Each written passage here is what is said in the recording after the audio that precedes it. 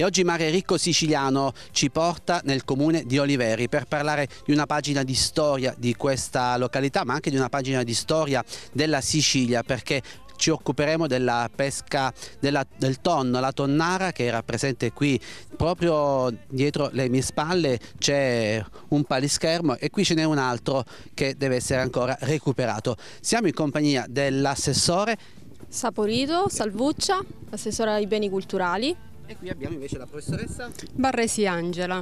Lei si è occupata proprio della storia della tonnara. Sì, io mi sono occupata, diciamo che il motore è stato un motore affettivo perché i miei nonni hanno lavorato sia da parte femminile che maschile nella tonnara.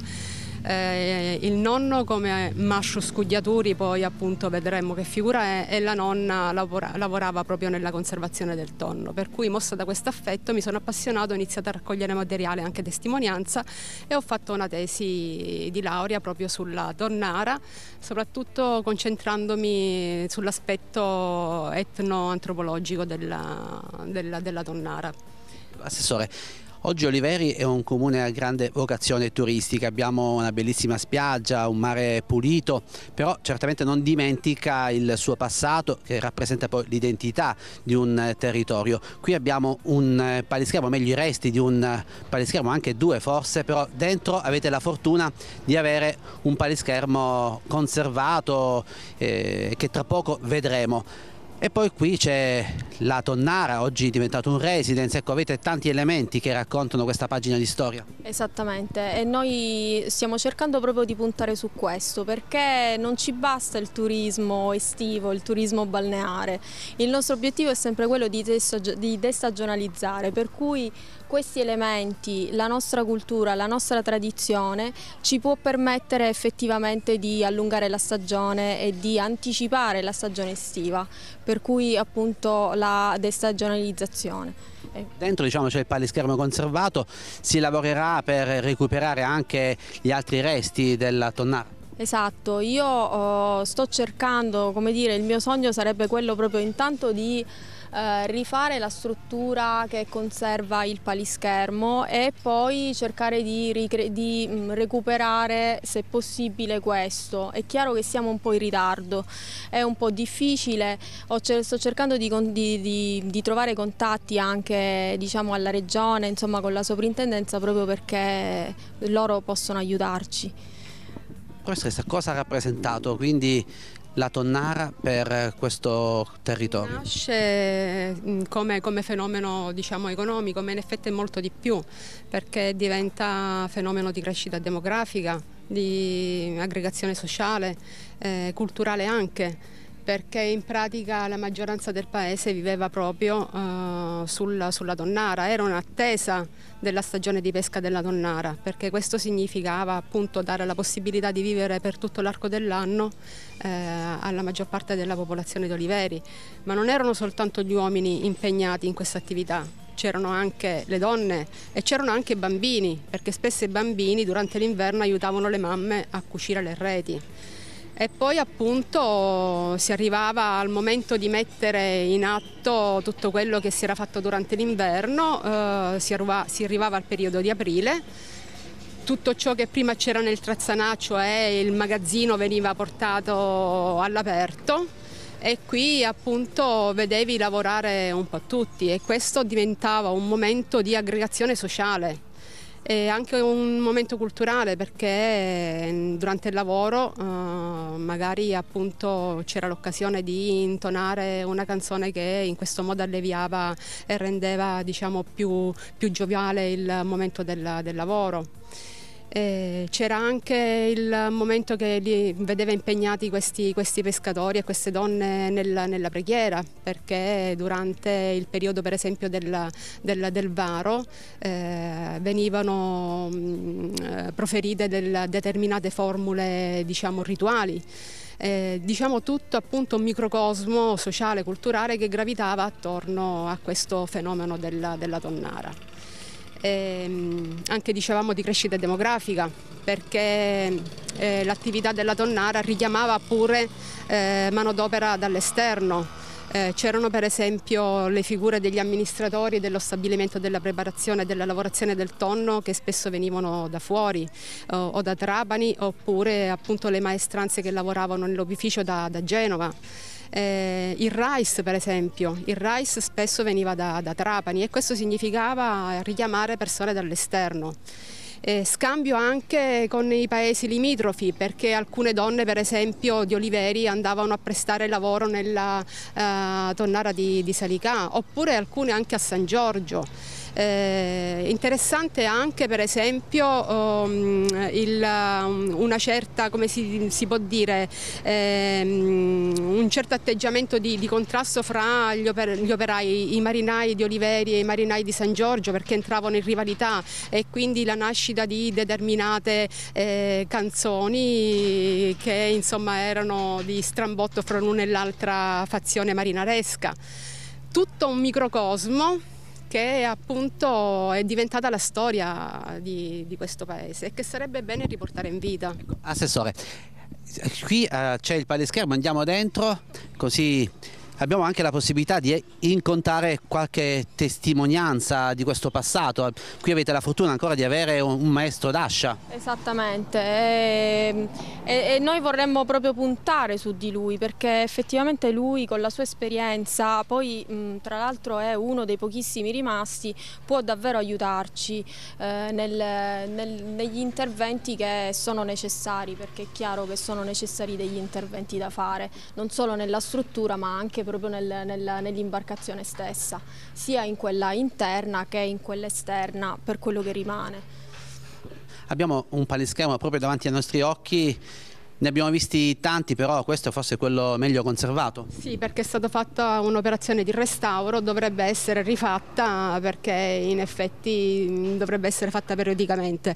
Per esempio bisognerebbe rifare quello che si faceva annualmente prima di mettere in acqua questi palischermi: venivano calafatati, ossia le fessure che si formavano per l'assenza dell'umidità dell'acqua durante il periodo che erano posti in secco.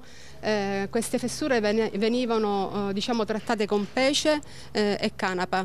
In questo modo venivano risanate queste fessure e poi i palischermi venivano messi in acqua. Questa era un'operazione che veniva fatta stagionalmente. Bisognerebbe appunto rifarla, sì, è conservata abbastanza bene, però bisognerebbe nuovamente fare questa operazione. Quante imbarcazioni e che tipo di imbarcazioni si utilizzavano per la pesca del tonno? Allora, le imbarcazioni erano principalmente di tre tipi. C'erano i palischermi, che erano questi barconi grandi, la lunghezza media era intorno ai 20 metri, appunto larghi dai 4 ai 5 metri. Poi c'erano le barche che servivano per il trasporto appunto dei marinai, oppure i marinai stavano a guardia su queste barche, avevano nomi particolari, poi magari ne diremo qualcuno. E poi c'erano le lance. Le lance non avevano un compito ben specifico, ma servivano all'occorrenza per compiti di servizio più che altro. I palischermi non erano opera di maestranze locali, ma venivano appunto da fuori. Localmente veniva fatta la manutenzione. Invece le lance e le barche erano tutte di maestri d'ascia locali. E niente, possiamo dire che il Giuffa, così era il nome di uno dei palischermi, lo possiamo considerare il palischermo principale, perché restava fisso all'acqua da Tonnara. Altri due palischermi che si trovavano durante il momento della mattanza FIS lungo il quadrato nel momento della mattanza erano il palischermo Icasiri, detto anche palischermo rosso, che serviva anche per il trasporto delle reti nel momento del calo della Tonnara e poi restava appunto all'acqua Tonnara, e il secondo palischermo Icasiri. Questi tre palischermi rimanevano durante la mattanza insieme alle barche per fare quadrato. Dal di sopra dei palischermi e delle barche operavano appunto i tonnaroti durante la mattanza, per intanto portare a galla i tonni e poi arpionarli, metterli appunto sui palischermi e poi trasportarli con altri palischermi a terra. Poi appunto c'erano le barche che avevano dei nomi particolarissimi: c'era Catanisa, Vintulera, Lurdenaro, Ucaiccu, Uzzu, avevano tutte delle specifiche mansioni. alcune molto importanti, come per esempio Aventulera, Catanisa, l'Urdenaro. Su queste imbarcazioni l'equipaggio montava la guardia alle varie camere, mentre per esempio Luzzu serviva per portare il cibo ai marinai che erano di guardia. Il cibo veniva portato in quello che veniva chiamata coffa, una sorta di sport al momento appunto che dovevano, al momento del pranzo, l'equipaggio formato da 2 marinai a bordo del Luzzu scendeva, prendeva la coffa e lo portava ai marinai che erano rimasti a guardia all'Acquato Tonnara. E appunto questi nomi particolari, mentre come dicevo le lance avevano compiti di servizio che erano vari di volta in volta e non montavano un equipaggio ben preciso. E niente, tutto appunto un microcosmo. In genere lavoravano alla Tonnara una 60ina di marinai, però il numero poteva essere incrementato a seconda dell'annata.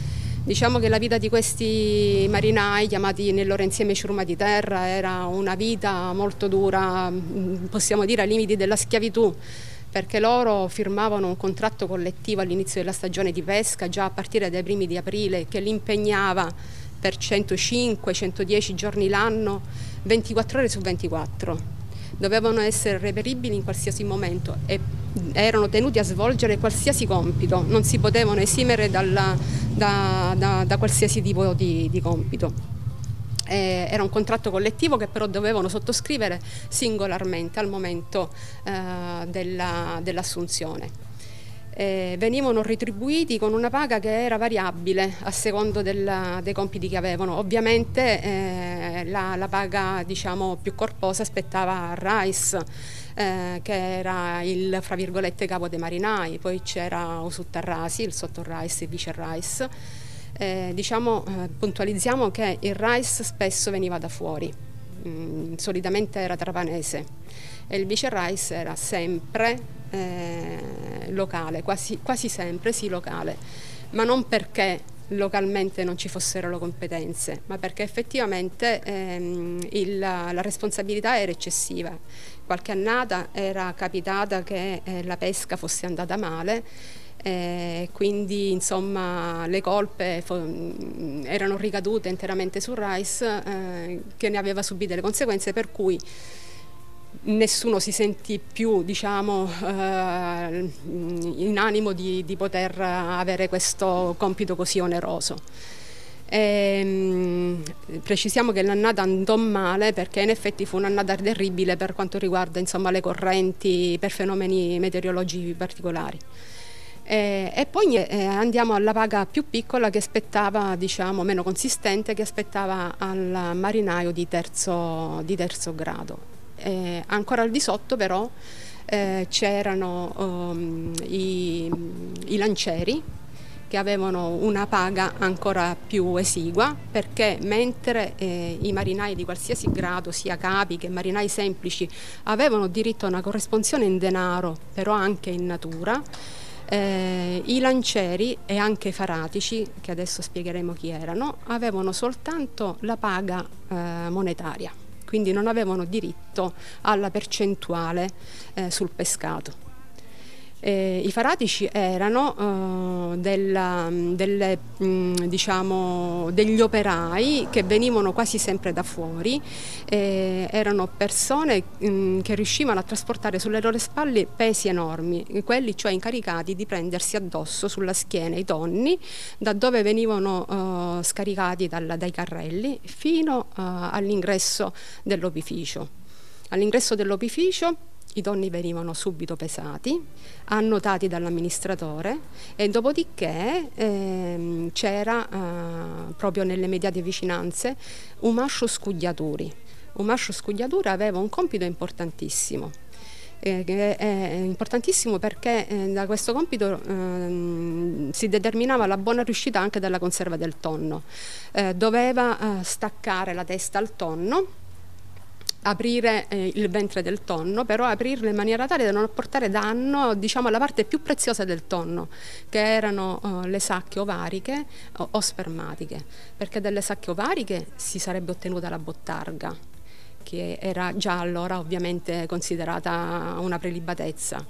altrimenti appunto quello che veniva chiamato lattume, che veniva consumato fresco ma che aveva un notevole prezzo sul mercato. Quindi se un mascio scudiatura avesse sbagliato nell'incidere avrebbe compromesso questi due prodotti fondamentali. Tenete presente che da un tonno si ricavava una sacca ovarica o una sacca spermatica, quindi insomma un pezzo unico era. E appunto staccare la testa perché doveva staccarla di netto per non apportare danno al tonno, e perché il tonno poi sarebbe stato portato in quello che veniva chiamato bosco, veniva appeso tramite la pinna, la coda, in maniera tale che dissanguasse per 24 ore. C'è una parte che ancora è visibile all'interno dello stabilimento, che adesso appunto stabilimento turistico che adesso è rimasto, dove si vedono delle corde che pendono dal soffitto. Quello è il bosco. Là venivano appesi centinaia di tonni a testa in giù per dissanguare per 24 ore. Dopo questo dissanguamento effettivamente il tonno poteva essere lavorato. Tanto lavoro, tanta fatica. Assessore, le chiediamo, ma quando è possibile visitare questo luogo e quindi ammirare il palischermo di Oliveri? Allora, per il momento è possibile visitarlo su richiesta. Quindi su richiesta noi lo apriamo e lo rendiamo fruibile. Per la primavera mi piacerebbe, per il futuro, non per la primavera, mi piacerebbe aprirlo periodicamente, come dire, magari tutte le domeniche, e quindi dare la possibilità a chi desidera di visitarlo.